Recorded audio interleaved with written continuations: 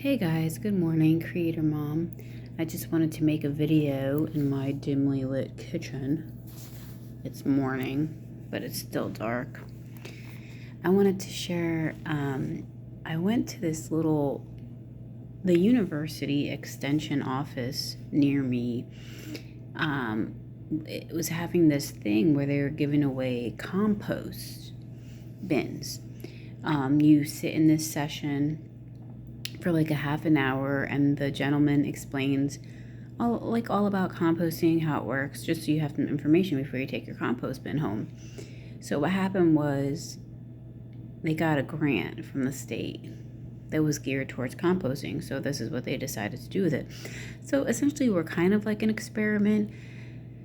They want us to, just try to keep track of what we're composting and like how much soil, I guess, that we get by next year or whenever they're going to send a survey or something like that.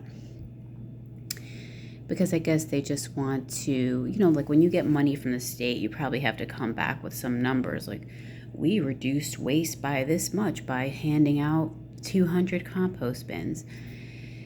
So, it was really interesting. He was like saying that, because I was thinking, well, putting organic matter in the garbage probably helps the landfills or whatever. I don't know, helps the decomposition. But he said that they line the landfills with some plastic or something on the bottom so things don't seep into the ground. I imagine like random apple trees growing in like a garbage dump because of I imagine that all the organic matter turning into like soil, which I feel like some of it has to, unless there's too much plastics and things like that mixed in with the organic matter. Like last night I was reading that because in my job I have to find companies that use para-aramids or Kevlar. I forget what the technical term for it. It's kind of long. Yeah, I had it written down. It's called polyparaphenylene terephthalamide. And I was like, phthalamide? That reminded me of that thalidomide thing where the doctors are giving pregnant ladies thalidomide. I'm like, is phthalamide related to thalidomide? Anyways, so it said they're polymers that are created through a chemical process involving petroleum-based products. Well, anyways, supposedly this material doesn't break down, or it takes a long time, I should say. Not that it doesn't break down, it takes a long time to. But it said that it can break down in the presence of this certain bacteria or whatever, given the right environment. If there's too much other shit mixed in, like plastics and stuff, then it won't create the good environment to help break this para-aramid or this polyparaphenylene material down.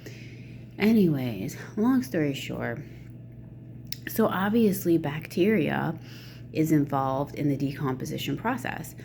So this lady in the class says, can I use chicken waste in my compost?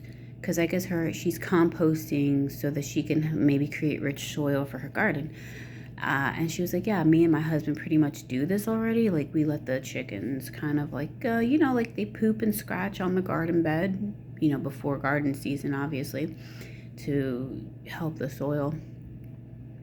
And the guy goes, well, we don't really recommend that for safety. Like, of course, it works for university. Like, you can't they have to follow the red tape, especially when it comes to germs,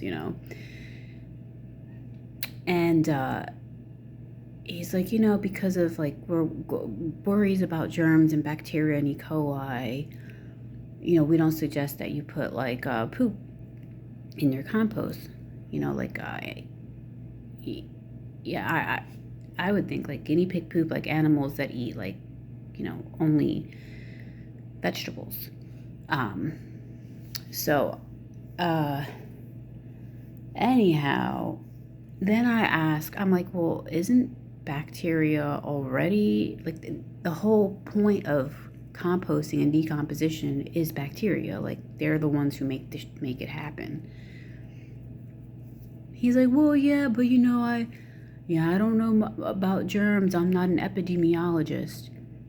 And it was just funny because I'm like, yeah, but what you're teaching about in composting all involves microbes. Like, microbes is what it is.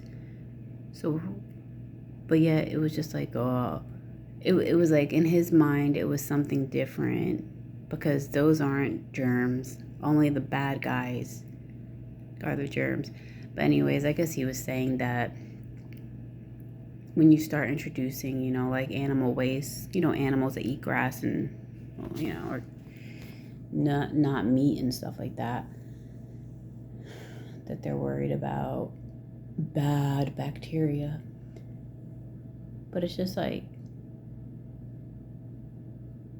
yeah, I get his point. Like, maybe not necessarily with the chicken poop, because I know that people use chicken poop and like guinea pig poop, as fertilizer for their soil. But I get the fact that a bacteria in the wrong place can have a negative effect. Because I was thinking about how bacteria or microbes are basically an integral part of life, right? And of death. Because I think that bacteria play a role in germination, so like the springing up of life, in fermentation, which is basically like decomposition, but in a more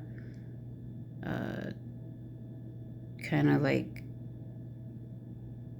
controlled way, I guess. So fermentation and then decomposition, like when you're composting or when something dies in the woods, it's the bacteria that are, handling that, the microbe world. So,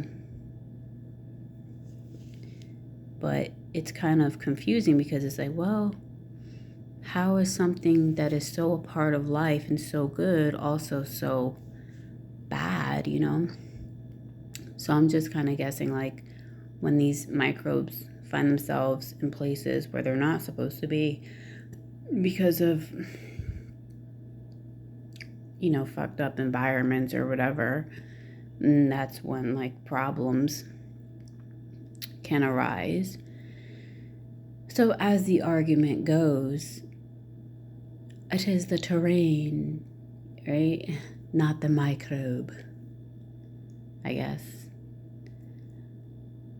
So yeah, anyways, I'm just like seeing like a pattern here, like, which is kind of cool, between those three processes of like germination, fermentation, decomposition. Anyways, that's all I want to share. Bye.